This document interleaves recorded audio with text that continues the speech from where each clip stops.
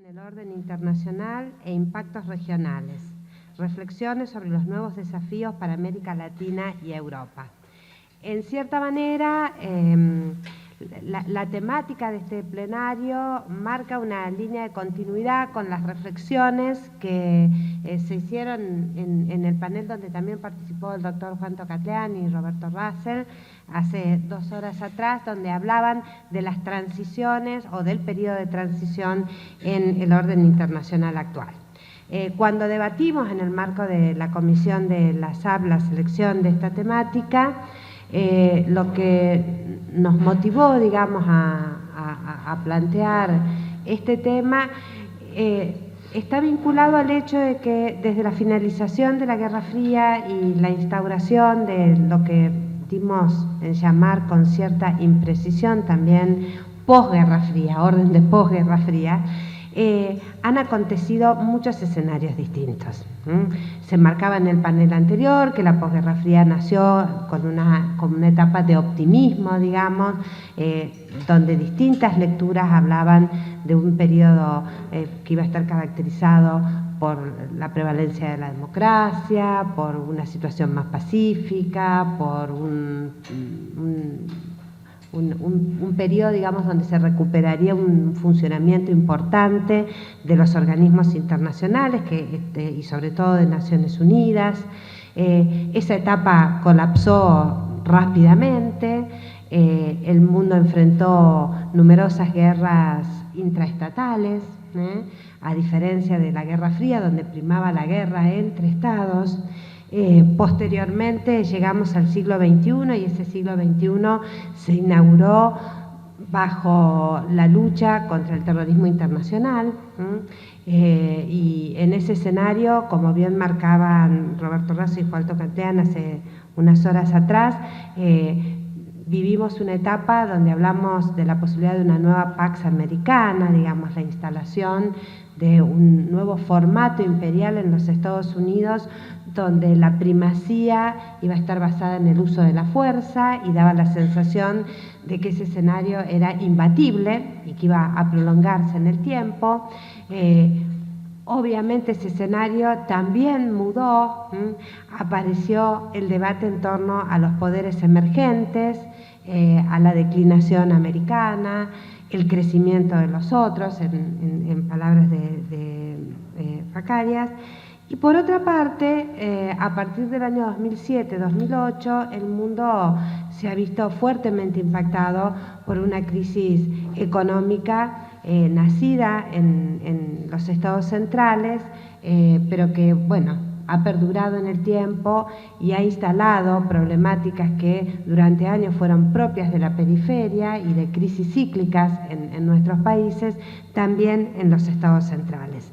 Este escenario de turbulencias, de coyunturas que permanentemente cambian y son turbulentas, ha impactado de distinta manera en los estados centrales, en las diversas periferias, y a nosotros nos interesa particularmente que nuestros invitados reflexionen sobre cuáles son las turbulencias que más le preocupan, y fundamentalmente cuáles son sus consecuencias sobre Europa y América Latina. Para esta tarea, que no es fácil, contamos con 3 especialistas a los que les quiero agradecer muy especialmente su presencia en la SAB, ¿no? El doctor Juan Tocatlián, no solo que nos acompaña históricamente, fue miembro de la comisión, arma actividades, todos los años que hay congreso contamos con su presencia, y quienes vivimos en la Argentina sabemos de sus aportes y de su riqueza analítica sobre los temas internacionales. Y además nos acompañan 2 queridos colegas y amigos de Brasil, la profesora Miriam Gómez Saraiva, de la Universidad del Estado de Río de Janeiro, y el profesor Samuel Alves Suárez, de la Universidad Estatal Paulista, que no solo son especialistas en relaciones internacionales, sino que a lo largo de su carrera han desarrollado una importante producción, en el caso de Miriam, sobre temáticas europeas, sobre política exterior de Brasil, y en el caso de Samuel, uno de los más importantes expertos en temas de defensa, no solo de Brasil, sino de esa problemática en América del Sur. Así que yo no quiero robarle más tiempo a los expositores, le doy la palabra a Samuel. Él va a hablar en portugués, pero lo hace con mucha claridad, así que después les van a poder hacer muchas preguntas também. Muito obrigado, Miriam. Minha saudação a todas e a todos. Como já anunciado, falarei em português. É o melhor que eu posso fazer. E certamente, se não ficar claro, não se trata de um problema da língua, mas sim da falta de clareza das ideias do expositor. Eu, inicialmente, gostaria de agradecer o convite da Anabela. Eu tenho participado das atividades de um evento extremamente significativo, muito importante, com discussões muito aprofundadas. E, ao agradecer a Anabela, agradeço a toda a comissão organizadora deste evento e honrado por participar desta mesa, desse debate, com Juan Toclatian e Miriam Gomes Saraiva.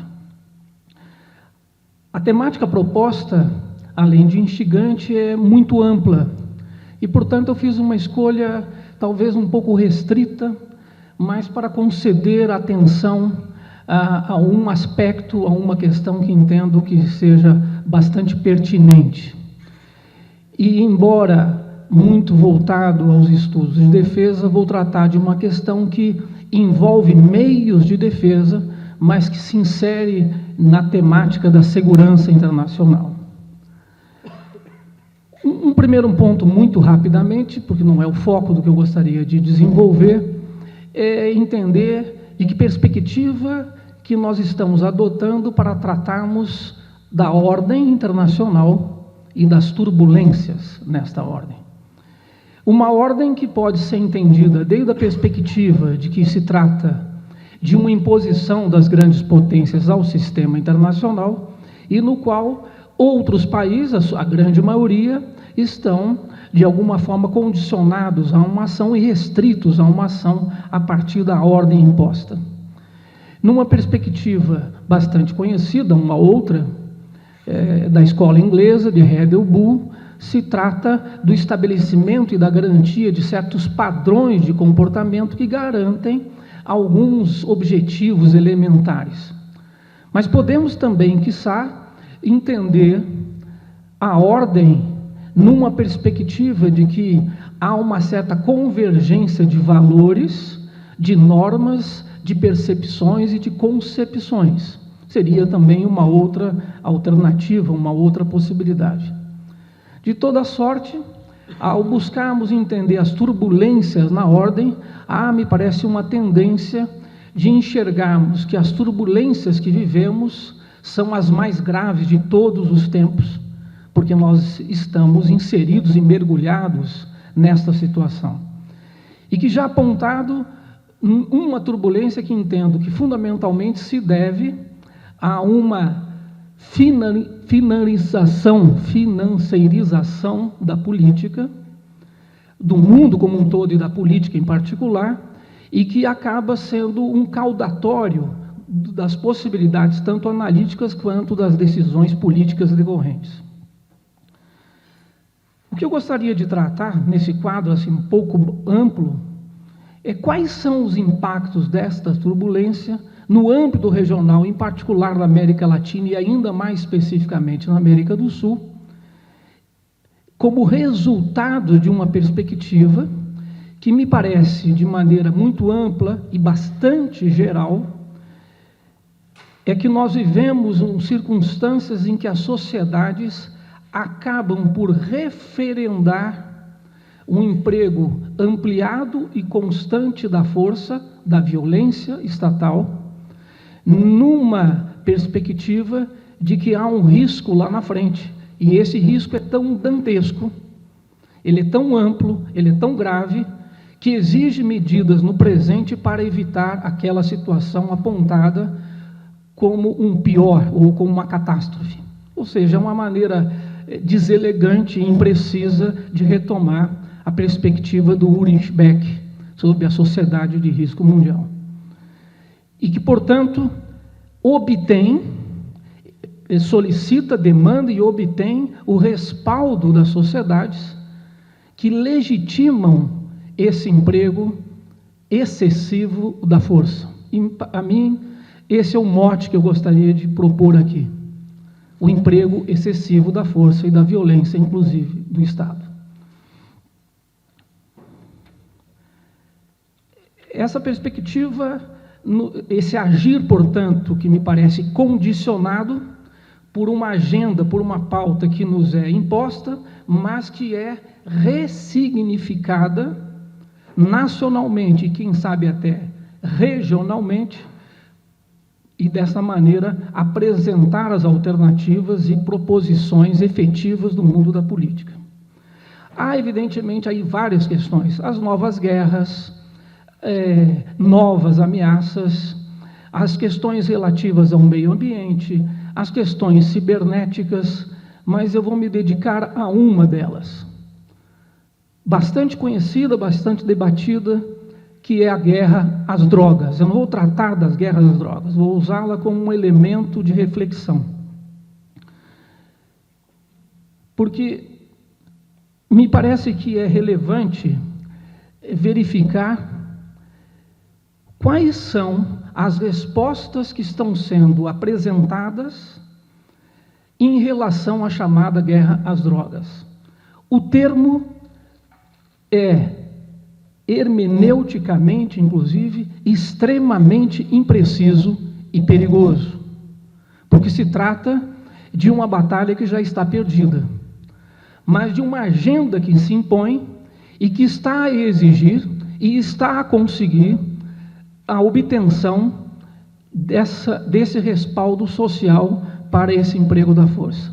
Não é o mesmo, não é equivalente, mas eu estou me referindo a, possivelmente, a maioria dos casos dos países latino-americanos que estão empregando a sua força máxima, que são as Forças Armadas, nas questões internas relativas à segurança pública, num sentido mais geral, mais amplo, mas em específico, quando ela é entendida como conectada às questões do narcotráfico ou diretamente vinculadas a essa questão. Eu prefiro, até por me sentir mais confortável, relatar-lhes de maneira muito sucinta o caso brasileiro. Porque, do ponto de vista espacial, tanto as Forças Armadas se ocupam da segurança pública em áreas internas de grandes cidades, em particular do Rio de Janeiro, quanto espacialmente se mobilizam nas fronteiras com praticamente todos os países sul-americanos, salvo 2, em grandes e largas operações militares que têm como foco principal exatamente o combate ao narcotráfico. E cria-se um círculo vicioso, no caso brasileiro, que envolve participações em missões de paz como escola de procedimentos e mesmo de doutrina para o emprego naquilo que vem se chamar no Brasil de forças de pacificação. Esse é um quadro bastante sério, porque a perspectiva militar é de empregar a força cuja finalidade é aniquilar o inimigo. E, portanto, se militarizam questões que são de natureza essencialmente sociais, e que, no limite, são questões jurídicas e policiais, mas, de forma alguma, militares.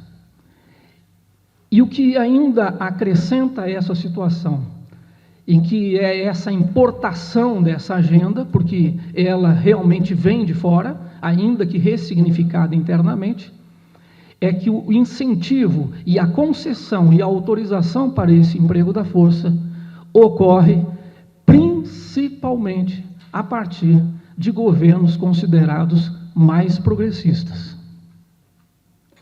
que poderia talvez não chamar tanto a atenção se governos, por exemplo, mais à direita, empregassem a força dessa forma, e não é o que está ocorrendo. Essa é a situação que ocorre de forma diversa, evidentemente, em outros países sul-americanos, na América Central, e um exemplo que é clássico já de algum tempo, o caso do México.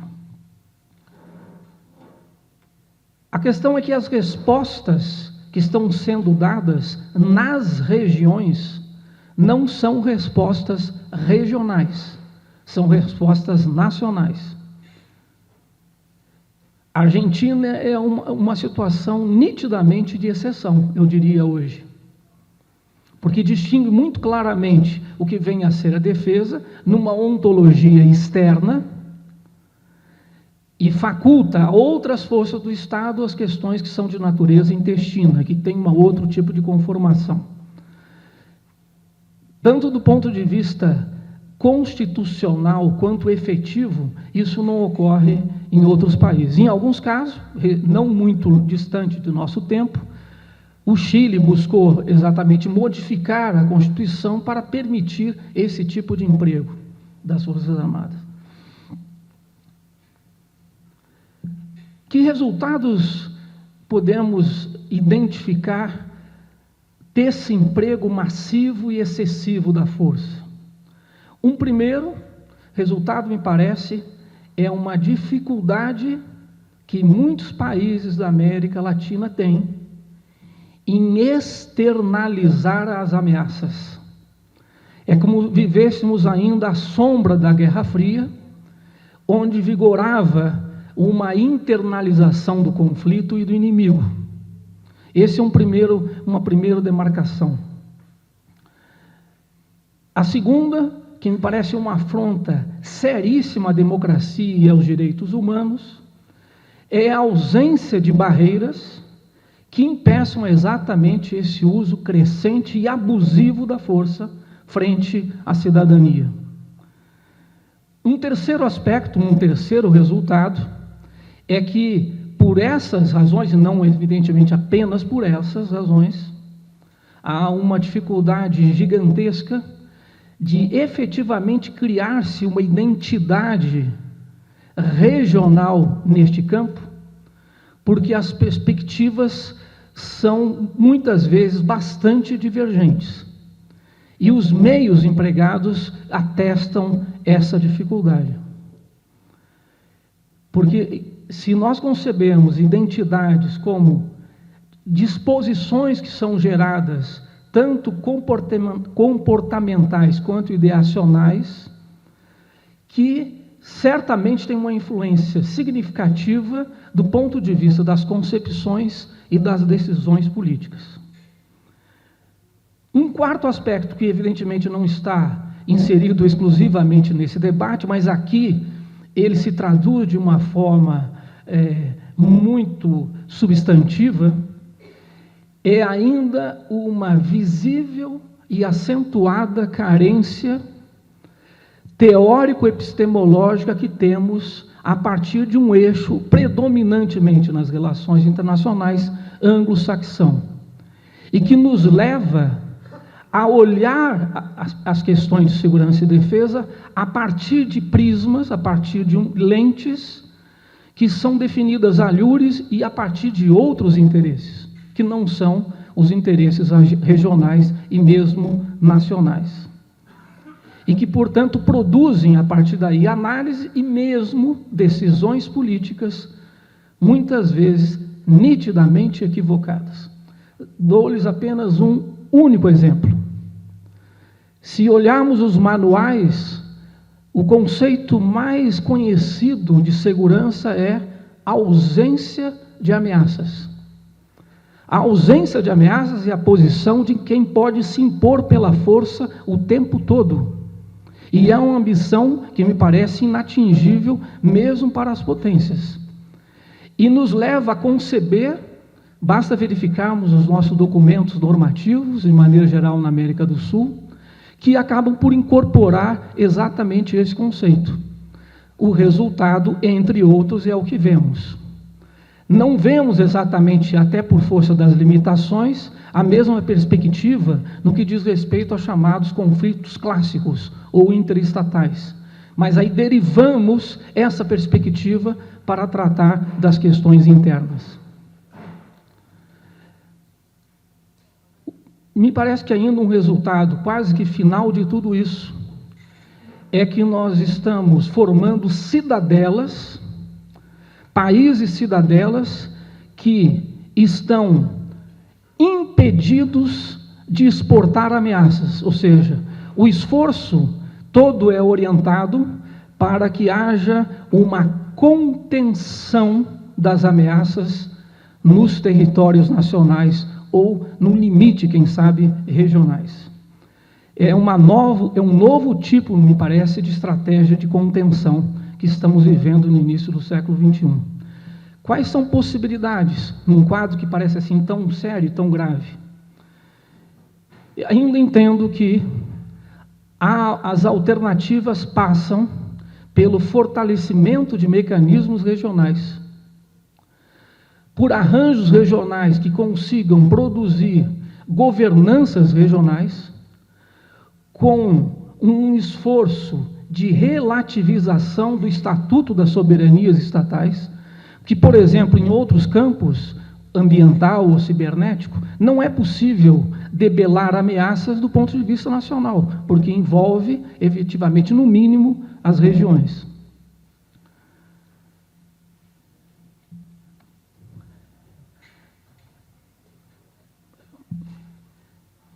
E já encaminhando para uma conclusão, pode parecer um tanto mágico considerar que esses são caminhos e são alternativos. Ocorre que nós temos instituições ainda em momento embrionário e que foram criadas exatamente numa perspectiva, trata-se do Conselho de Defesa Sul-Americano, exatamente para distinguir o emprego da força e as condições dos meios de emprego da força.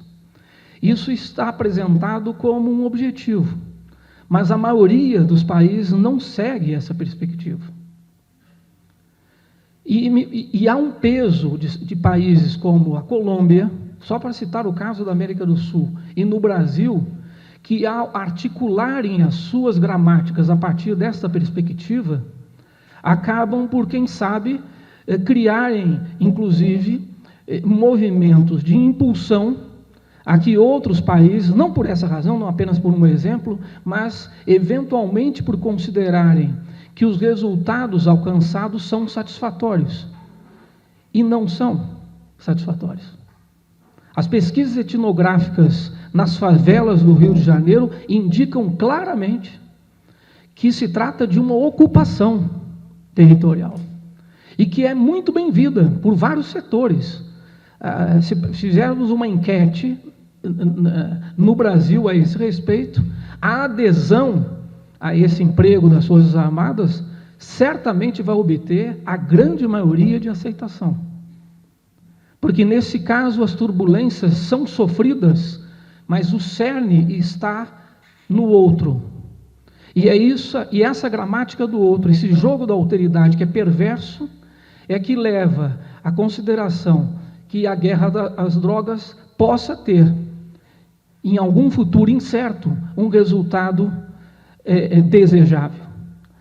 O que nós vimos até o presente momento é que não está ocorrendo dessa forma e nós estamos cada vez mais fortificando as cidadelas e atendendo a uma agenda que, antes de mais nada, não é nossa. Muito obrigado.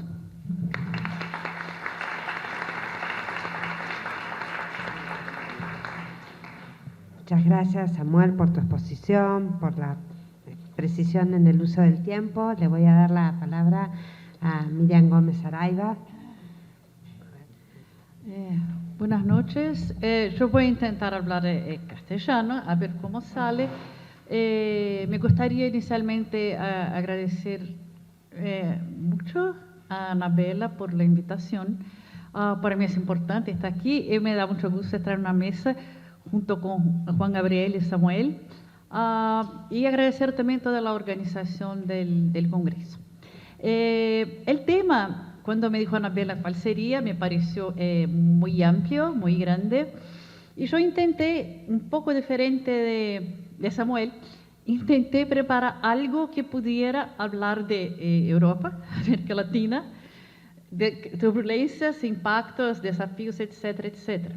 Y intenté separar mi presentación un poco, Europa antes, Europa después, América Latina antes y después, y el diálogo entre las dos regiones que sufrió con estas nuevas, digamos, con las turbulencias en el escenario internacional. La primera cosa, yo diría que, ¿cuáles son las turbulencias que nos referimos aquí? Yo elegí muy rápidamente, son todas reflexiones muy puntuales. Yo pensé en términos de economía, dos grandes problemas. El primero es la crisis del 2008, la crisis económica, bueno, que atingió Europa, sobre todo en el primer momento, pero más después también América Latina. Y la ascensión de China como una nueva fuerza económica internacional. En términos políticos, yo pensé primero en la fragmentación del sistema internacional en términos generales, que fue desde el atentado de 2001. Después, la composición de los BRICS, que de alguna forma empieza a poner en debate las instituciones internacionales y sobre todo quizás el rol de ellos en estas instituciones.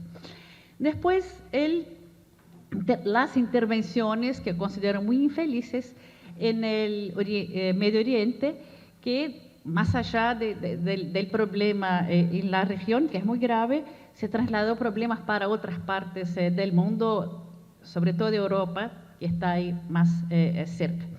Y esto todo junto yo pienso que es como un cuestionamiento del orden internacional liberal, occidental, europea y norteamericana, y todos los valores de este orden en nombre de la ascensión de lo que se puede decir más un sistema más pluralista, un poco más cercano de lo que fue el sistema westfaliano. Bueno, impactos que estas turbulencias tuvieron en Europa y en América Latina. Europa, Unión Europea, sobre todo, que es mi foco, tenía un equilibrio interno con sus particularidades, Alemania, Francia, el Reino Unido un poco más lateral, los nórdicos, los dos grandes mediterráneos, que es España y Italia, y sobre todo apoyada en normas y valores, que era el principal cemento de unión. Hacia afuera, en términos de política exterior, Europa se presentaba como el poder normativo, de forma que era como valores y reglas europeas exportadas hacia el mundo, propuestas hacia el mundo. En términos económicos, también un modelo europeo de un capitalismo más social, también exportado hacia el mundo. Y por fin un instrumento que es muy importante de la política exterior europea y que nos interesa aquí, que es el interregionalismo. O sea, una forma europea muy típica de relacionarse con países del sur de una forma diferente y destacada que en relación a la relación de Estados Unidos y estos mismos países. El interregionalismo, sobre todo en relación a América Latina, pero también se puede encontrar en otras regiones y grupos de países. Bueno, después, ¿qué pasó con Europa del 2008 hacia adelante? Primero, un desequilibrio fuerte en el interior de la Unión Europea, ¿no? Este desequilibrio son crisis económica en los grandes del Mediterráneo, ¿no? Como España, Italia, bueno, Grecia no es tan grande, pero también la ascensión de Alemania, lo que es una cosa un poco complicada, porque en la historia de Europa, una de las bases de la Unión Europea es el equilibrio entre Francia y Alemania en los pasados de guerra. La ascensión alemana no pasa desapercibida por los demás. Hasta ahora no tuvo mucho, pero en términos de desafíos podrá traer más problemas hacia adelante.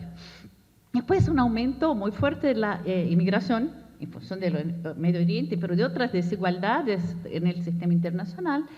Y al mismo tiempo movimientos xenófobos y curiosamente hacia adentro y hacia afuera en el siguiente, hacia afuera, el mundo, inmigrantes, etcétera, pero hacia adentro, dentro de la Unión Europea, vecinos, países al lado, no, países digamos, del este europeo, etcétera.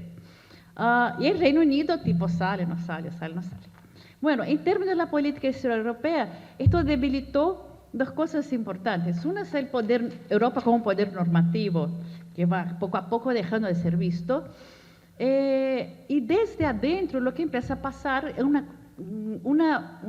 se vuelve a la idea de intereses no nacionales apenas, pero intereses comunitarios en el sentido más, digamos, realista de interés. Trayendo lo que se puede decir, hay multilevel governance, se puede decir multilevel politics, o sea, la política dentro de la Unión Europea en diferentes situaciones y peleas y disputas entre estados, definición de intereses para proyectar hacia afuera.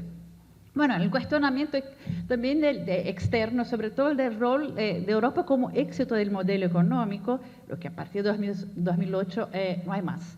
Y en el vaciamiento del instrumento como el interregionalismo, que era baseado en algún intercambio del modelo económico europeo y también valores y normas europeas hacia otros grupos de países. Bueno, América Latina, que antes y después. Ya en los, 2000, hacia adelante, hay algunas particularidades en la región. Una es el fortalecimiento, no sé cómo decir, aumento de las asimetrías regionales. Esto con la ascensión de Brasil, que al principio, aunque todos sus problemas, al principio de la década, todo el periodo de crisis, Brasil sufrió menos las crisis del 2000, 2001, 2002 que algunos países vecinos. Después, la organización de diferentes instituciones subregionales, yo pongo aquí UNASUR y CELAC, aunque haya venido después, pero que son instituciones que son alternativas a la OEA, a la Organización de los Estados Americanos con Estados Unidos. También el fortalecimiento de gobiernos progresistas, que de cierta forma algunos mantienen su propia constitución, otros las cambian para adaptar a una nueva organización social. Y un crecimiento económico grande de la región, esto ya en 2012 hacia adelante, pero sin una base para tal, ¿no? Se verá eso después, en la crisis que viene después del 2010, y a través sobre todo de commodities, exportación de este bienes. Bien, después del 2008, aunque inicialmente el 2008 no fue muy sentido, con el tiempo se sintió mucho y hubo una reducción, y en algunos casos incluso interrupción, como el caso brasileño, del crecimiento económico, y se hizo más claro la falta de base que tenía este crecimiento. Estaba puesto en exportación de un producto que estaba en alta, pero podía perder valor. Después, una mayor fragmentación de ideas dentro de la región con las situaciones de crisis que son en el campo político, ideas, comprensión de lo que es democracia y cuáles son sus prácticas diferentes, en el campo económico y sobre todo en términos de visión sobre la inserción internacional de la región. Lo que ayer en la apertura Russell habló acerca de autonomía, que se puso más fuerte las puntas en este momento. La contracción de la presencia brasileña, que era un motor de la integración, o por lo menos de la cooperación regional, nuevas formas de organización alternativas como Alianza del Pacífico, que se forma después, la llegada de China como un nuevo actor externo que no es recibida en términos regionales, pero sí individuales por cada estado, bilaterales, y un comportamiento claramente no regional de los Estados Unidos, no regional en el sentido, la idea de buscar siempre bilateralizar sus relaciones con la región y no pensar en bloque. Y una cosa que creo que la CELAC me parece que se quedó un poco secundada en América del Sur, por lo menos con la UNASUR más como, digamos, actor diplomático, y Restablecimiento, yo sé, es todavía muy temprano para hablar, pero creo que es un desafío, el restablecimiento de las relaciones de Cuba con Estados Unidos y por lo tanto la vuelta de Cuba a la OEA. ¿Cuál es?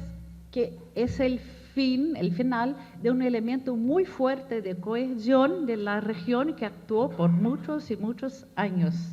Entonces, sin este elemento que es anterior al ¿qué le va a pasar con esta cohesión regional? Entonces, así, en términos generales, América Latina, América del Sur, no se puede pensar como un actor internacional, está completamente fragmentado y dividido.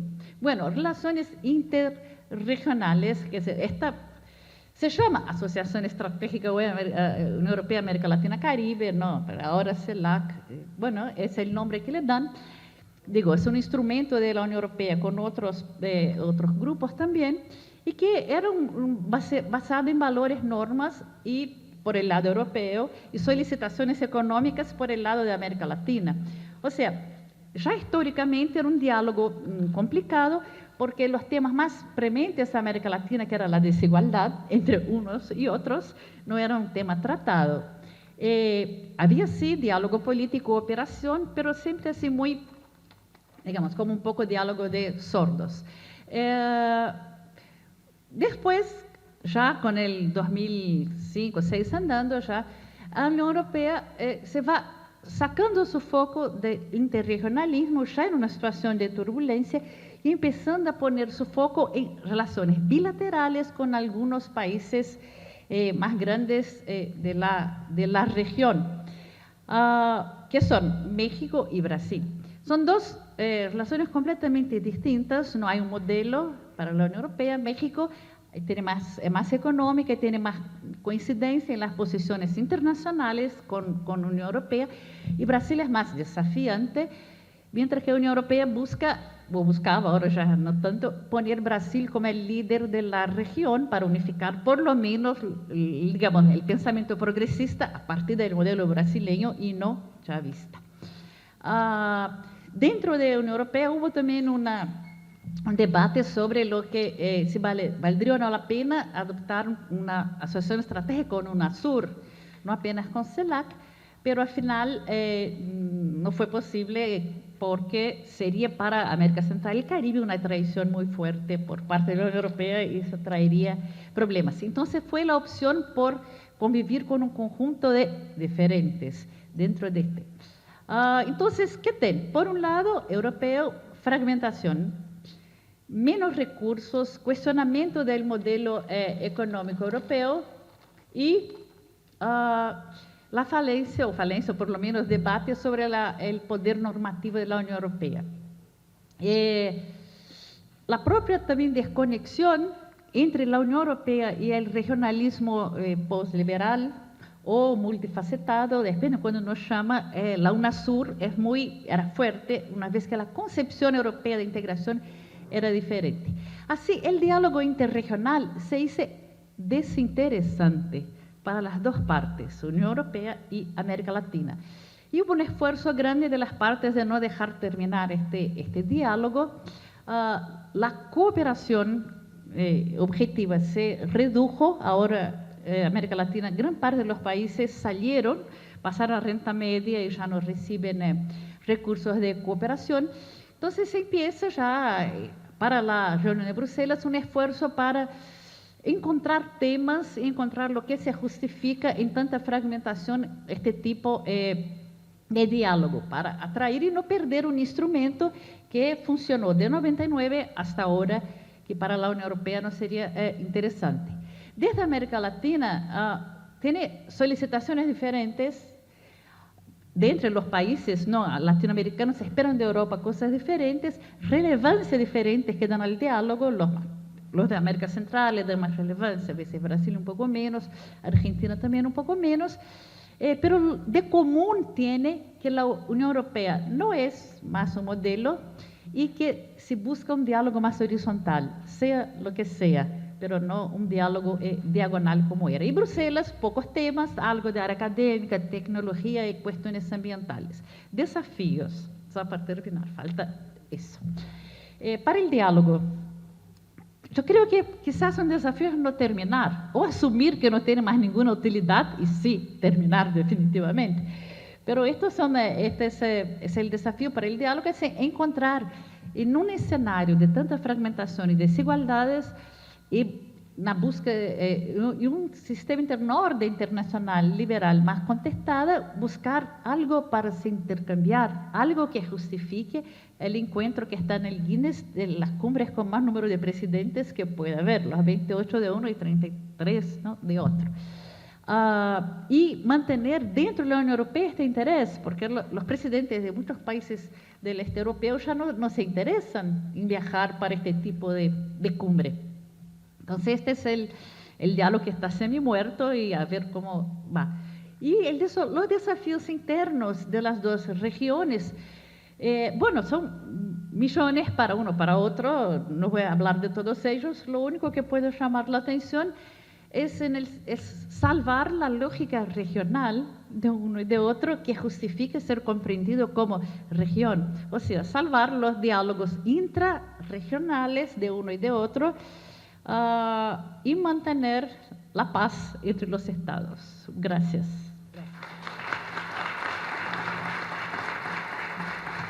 Muchas gracias, Miriam. Bueno, para cerrar el panel lo vamos a escuchar a Juan Tocatlián.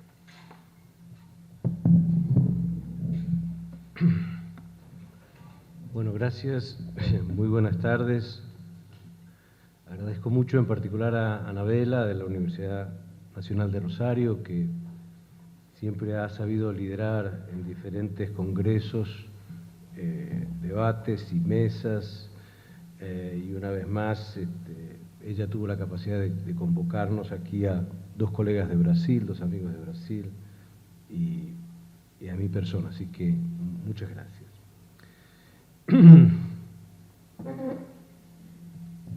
Hablé hace 2 horas acá, no sé si estaban las mismas personas o no, de los dilemas. Ahora me tengo que hablar de las turbulencias. Si hay una turbulencia en la presentación que remita a lo que hablé hace 2 horas, pido excusas, intentaré sí demarcar claramente los 2 argumentos que hice antes y que haré ahora. Inicio con una aclaración. Uno de los más grandes internacionalistas, el canadiense Robert Cox, siempre nos decía en sus trabajos, la perspectiva cuenta. ¿Desde dónde estamos hablando? Cuenta. ¿Sí? ¿Desde qué lugar del mundo? ¿Desde qué posición intelectual? ¿Desde qué disciplina hablamos de las cuestiones? Y aún de qué rasgos personales nos identifican al hacer una presentación.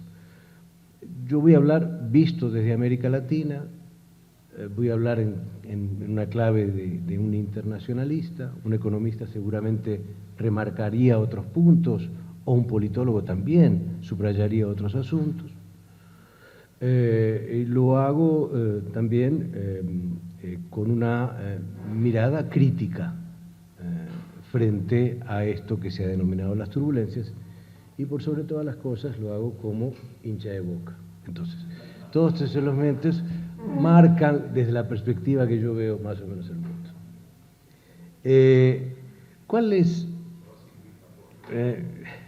¿Cuál es el argumento que quiero poner sobre la mesa, a debate, por supuesto, y a ampliación en las preguntas y respuestas o comentarios? Mi argumento central hoy es que la característica principal del sistema contemporáneo es que está sobrecargado. Este es un sistema sobrecargado. ¿Qué quiero decir con esta expresión? Todos ustedes tienen algún tipo de ordenador o PC de alguna marca, no importa cuál, y quiero usar la imagen del computador o del ordenador o de la tablet, porque ustedes se habrán encontrado en algunos momentos que estos instrumentos que nos ayudan tanto, en algún momento señalan una alarma.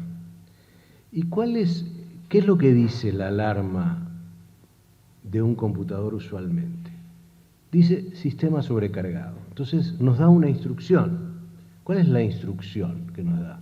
Bueno, usted tiene que reducir o eliminar programas y archivos. Esa es la instrucción. Esto es, el sistema está sobrecargado, reduzca o elimine. ¿Sí? Entonces, a la luz de lo que yo voy a intentar plantear, lo que está tácitamente implícito en mi argumento es que este nivel de turbulencias que está teniendo el sistema internacional va a llevar en algún momento a un exceso que va a generar un ajuste y que por lo tanto la atención hay que ver en términos de qué es lo que se ajusta, advirtiendo que un análisis semejante uno podría haber hecho de los años 70, donde hubo de suyo un ajuste, si ustedes quieren, entre la limitación creciente de la democracia y la reducción gradual del estado de bienestar a favor de una globalización ascendente, que hoy llamamos en su clave neoliberal, y que por lo tanto requería de un aumento del papel del mercado y en particular del capital financiero a costa del Estado y del trabajo. En los 70, si uno mira los 70 así, globalmente hablando, uno puede encontrar que había una sobrecarga en aquel momento. La Comisión Trilateral hablaba del exceso de democracia, del exceso de demandas de participación, del exceso de sectores movilizados que estaban generando nuevas exigencias sobre los sistemas políticos y que en consecuencia esta tensión no se podía mantener. Había que o reducir o eliminar. Lo que yo les propongo es pensar que probablemente estemos nuevamente en un sistema aún más sobrecargado que en los años 70 y que este conjunto de turbulencias nos va a llevar, probablemente más temprano que tarde, a algún tipo de ajuste. Dicho lo anterior, quiero a su vez explicar las turbulencias en lo que considero 4 niveles que están superpuestos, entrelazados, retroalimentados. El primer nivel es el nivel de lo que llamaríamos típicamente las relaciones internacionales, esto es, de las relaciones interestatales. ¿Y qué tuvimos en el último cuarto de siglo, 1990-2015? ¿Qué ha pasado en ese territorio interestatal? Es básicamente solo interestatal. Tuvimos el triunfo de Occidente, pero no solamente tuvimos el triunfo de Occidente con la derrota de la Unión Soviética y la retracción, obviamente, del comunismo hasta su desaparición, sino que tuvimos una oportunidad única en que Occidente podía ser el ordenador en una situación privilegiadísima de un conjunto de nuevos parámetros y regulaciones en el sistema internacional. Tuvo una opción de oro Occidente.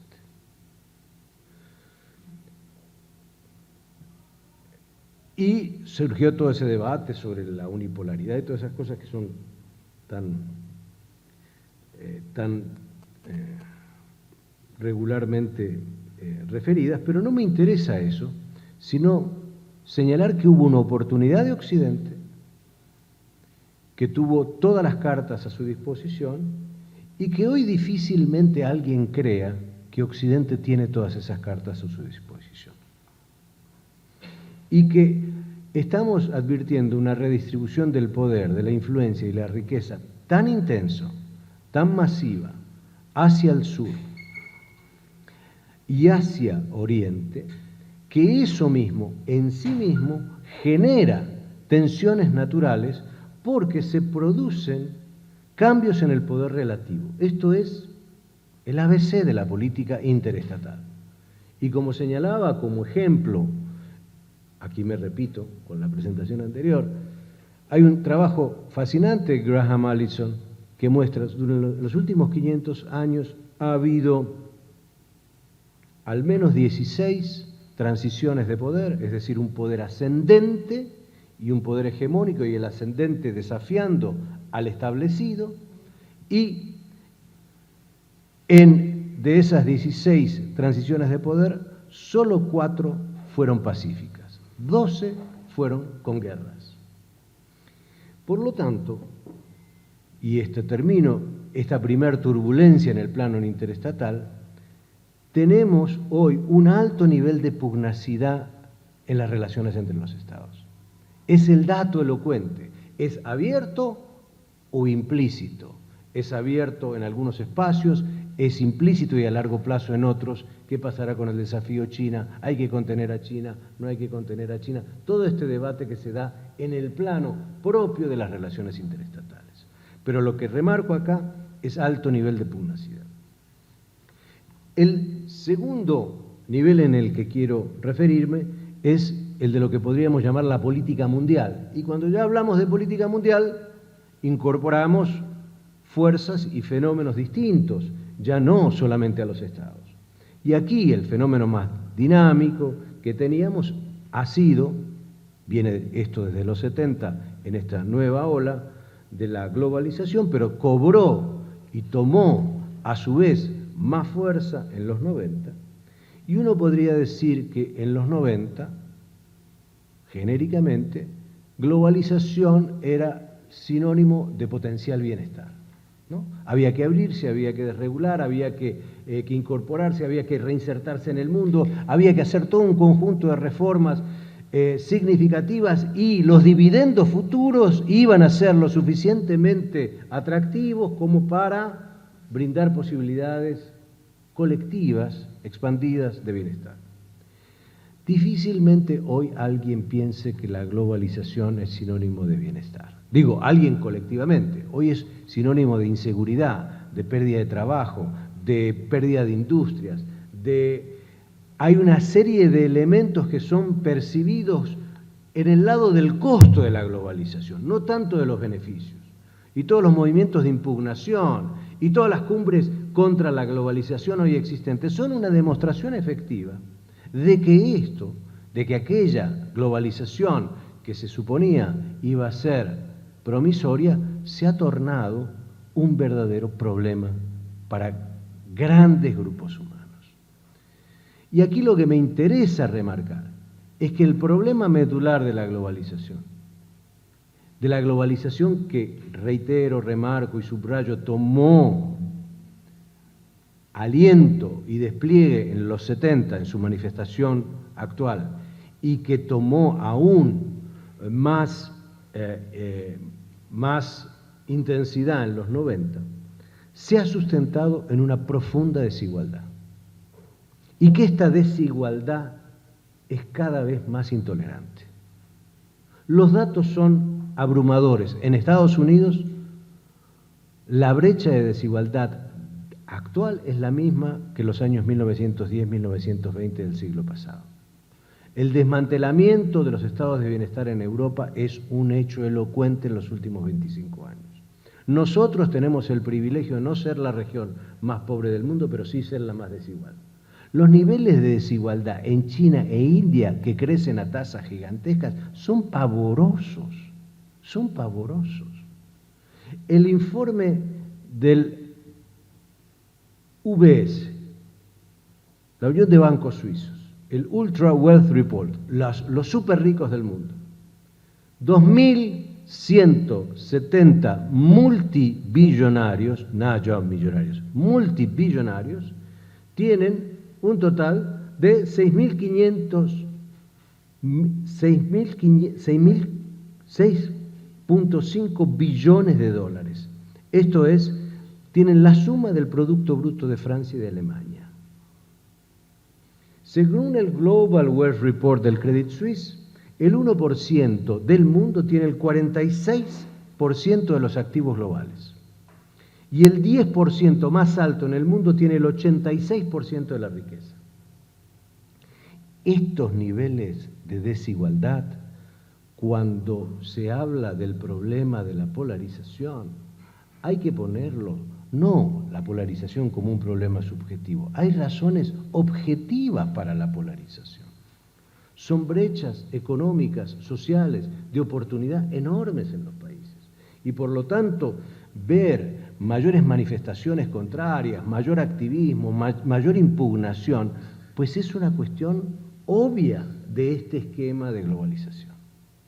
El tercer nivel que quiero introducir son el de las instituciones internacionales. Y aquí también, en los 90, parecía que entrábamos en una edad de gloria, no solamente por los dividendos de la paz, se iba a reforzar Naciones Unidas, la Unión Europea era el modelo a seguir, la integración había que emularla, el G7 era el gran organismo del mundo que iba a rearticular los intereses generales en materia económica y comercial, la OMC tenía en su seno la posibilidad, otra vez, de coordinar en el campo comercial una serie de cuestiones fundamentales. Bueno, ¿qué es lo que tenemos hoy? La ONU con un déficit de legitimidad abrumador. El G7 reemplazado por el G20, que tiene los mismos problemas del G7, pero aumentados, porque son 20 ahora. La Unión Europea ya dejó de ser un modelo tan emulable. Hay problemas no de mayor integración en Europa, sino de desintegración. ¿Sí? La nueva ronda de OMC, la ronda Doha, está totalmente paralizada, no va para ningún lado.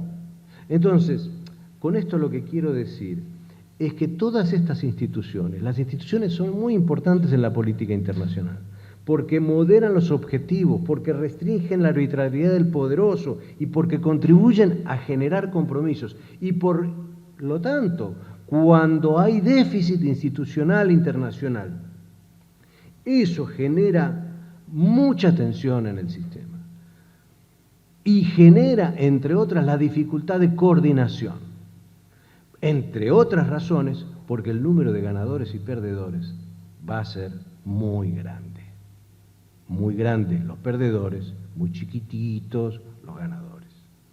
Entonces, en el plano de las instituciones internacionales también tenemos esta turbulencia.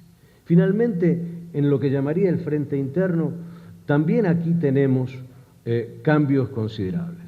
Los 90 empezó con la etapa más promisoria, allá estaba el famoso, el buen texto, no el mal texto, el buen texto de Huntington de la tercera ola de la democratización, donde veíamos que si tomábamos históricamente había habido grandes oleajes a favor de la democratización y ahora en los 90 era promisorio el colapso de la Unión Soviética, la apertura de los países, etcétera, la llegada de la democracia a regiones como Asia y África, etcétera.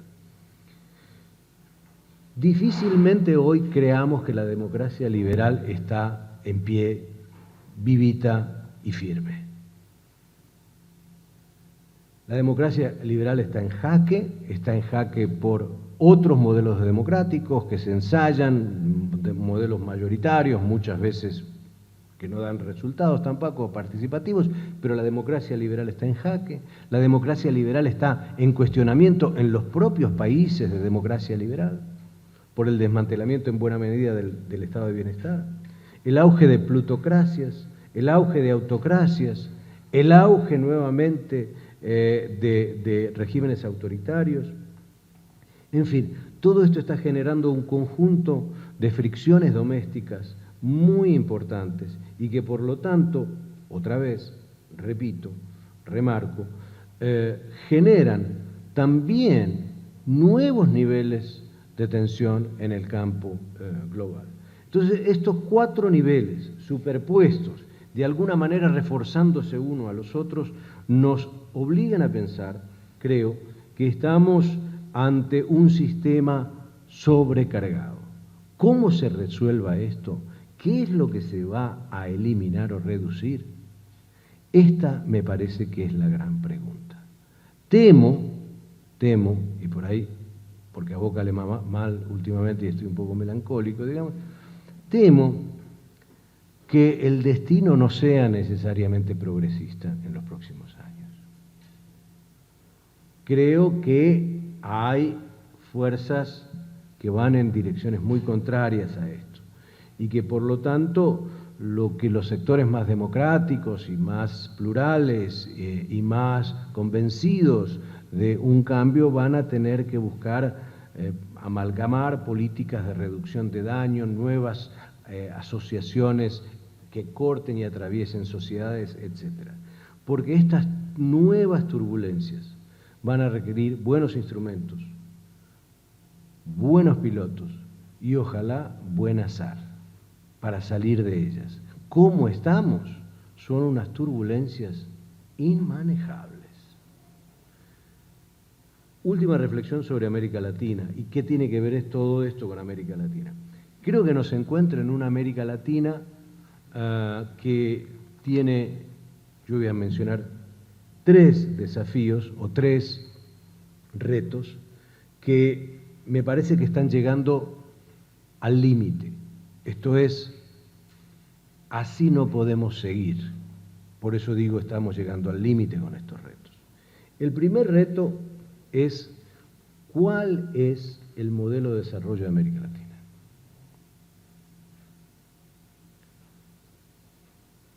Ni el neoliberalismo, ni el neodesarrollismo han logrado resolver los dilemas esenciales económicos y sociales de toda nuestra región.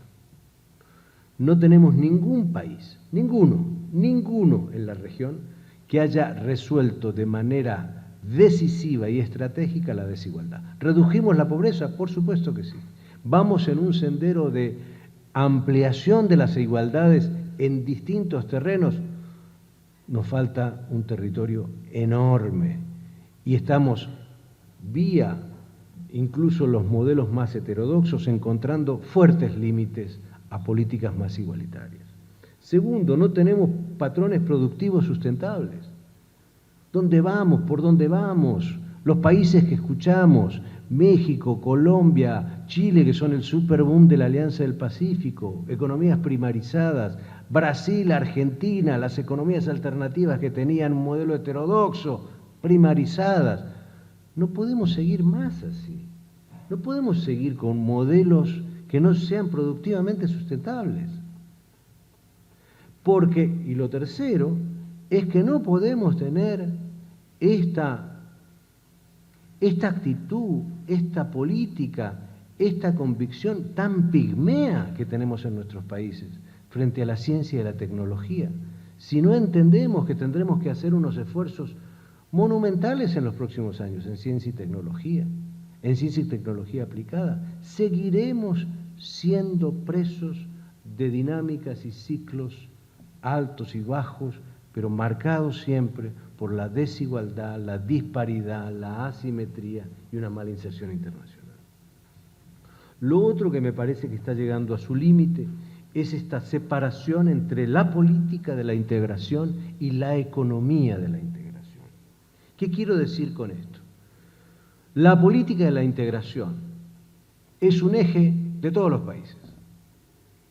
No hay país que no promueva la integración, la de abajo, vía ALBA, la de arriba, vía México, la del costado, vía Argentina y Brasil y el Mercosur.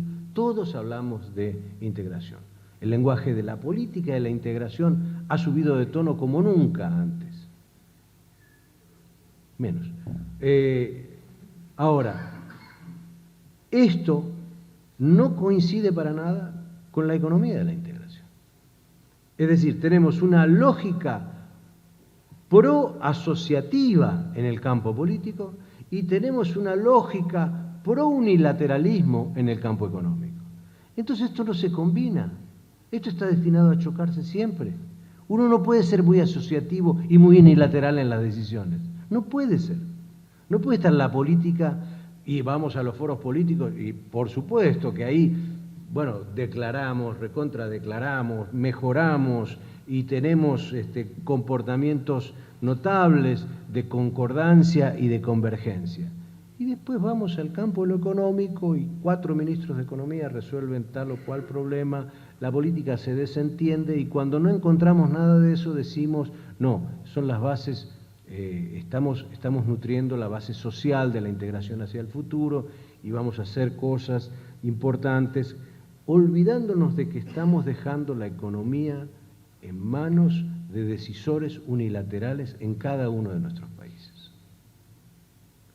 El caso dramático de la situación entre Argentina y Brasil es, para mí, la demostración más elocuente de eso. Y lo tercero, y final, antes de los 5 minutos, yo comparto con Samuel aquí el tema que él nos trajo fundamentalmente, porque hay una cosa que nos ha democratizado en la región. Todos estamos en la misma en la región. Nos democratizó el crimen organizado. Ya no podemos decir más que es un problema de Colombia, o de México, o del mundo andino. Es un problema de la región. Que es una guerra impuesta, por supuesto. Que los norteamericanos son unos tal por cual, también, si quieren lo digo en voz alta. Pero de eso no se trata, más al menos. Porque esta guerra empezó, su declaración formal fue en mayo de 1971. Lo que falta es tener una política antidrogas alternativa.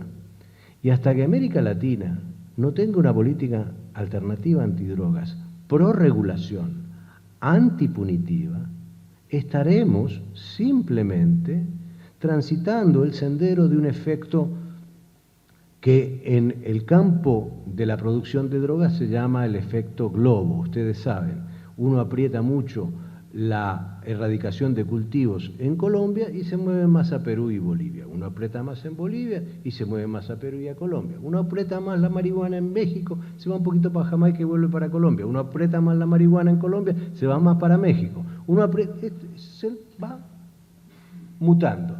Lo que estamos viendo en la región es un efecto no globo, un efecto cepelín del crimen organizado. Es decir, está nutriendo lo que uno podría llamar una nueva clase criminal, con un poder y una capacidad, digo, más allá de la violencia, también usa la cooptación, más allá de lo terrible de muchos de los actos, hay muchos sectores de la sociedad que se ven beneficiados con estos negocios. Y por lo tanto, hasta que no cambiemos de este paradigma prohibicionista a un paradigma más regulatorio, simplemente estaremos dando la vuelta de la calecita para ver a quién le toca ahora encabezar la guerra contra las drogas. De eso se trata, si es que no queremos cambiar, repito, de paradigma. Borges decía, y termino en su famoso cuento sobre los senderos que se bifurcan, y quiero usar esta como imagen, que estamos ante senderos que se bifurcan. O tenemos una alternativa gradual, activa, progresista, democrática, latinoamericana, novedosa, inteligente, esforzada, paciente, o la otra alternativa será reaccionaria, autoritaria, desmembradora, mucho más temprano de lo que nos gustaría. Gracias.